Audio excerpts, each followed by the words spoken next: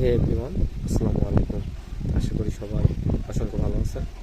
আজকের ভিডিওর মূল টপিকটা হলো যে যারা বাংলাদেশ সেনাবাহিনীর খেলোয়াড় পদে আবেদন করেছেন, আপনাদের এসএমএস আসবে কি আসবে না, এসএমএস দিয়ে কি আদৌ জানানো হবে কি হবে না, এটা সবার ভিতরে কনফিউজ। এখন বর্তমানে অনেক আপডেট এসেছে। কেউ কেউ বলতেছে ভাই এসএমএস আসবে না, কিন্তু 10 থেকে 21 তারিখের ভিতরে যে কোনো একদিন গেলে মাঠ করা যাবে। কথাটা কতটুকু যুক্তি, কতটুকু সত্য, আসলে কথাটা একদমই ভুল ধারণা এবং একদম মিথ্যা কথা। কারণ এটার জন্য অনেক মানুষ টাকা খরচ করে ঢাকাতে যাইতেছে এবং যে মাঠ করতে পারতেছে না, তাদেরকে ঢুকতে দিতেছে না। আসলে ভাই ওখানে সেনাবাহিনীর যে সার্কুলার দিছে, ওই সার্কুলারে কিন্তু সুন্দরভাবে উল্লেখিতভাবে দেওয়া আছে একটা মেইল এবং একটা হোয়াটসঅ্যাপ নম্বর।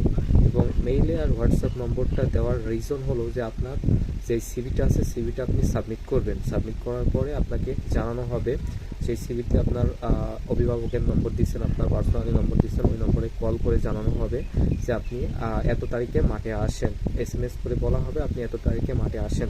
সো এসএমএস বাদে কাউকে মাঠে যাওয়ার দরকার নাই, যেহেতু ওখানে উল্লেখিতভাবে বলা হয়েছে এবং দেওয়া হয়েছে ফোন নম্বর। সো ওই ফোন নম্বরে আপনাকে কল অথবা এসএমএস যে কোনো একটা দিবে। সো এটা নিয়ে যারা দুশ্চিন্তার ভিতরে ছিলেন যে ভাই আদেও এসএমএস আসবে কি আসবে না, সো তাদের টেনশনের কোনো বিষয় নয়। এসএমএস দিয়ে কল দিয়ে যে কোনো একটা আপনাকে জানাই দিবে। 21 তারিখের ভিতরেই মাঠের কার্যক্রম শেষ হয়ে যাবে।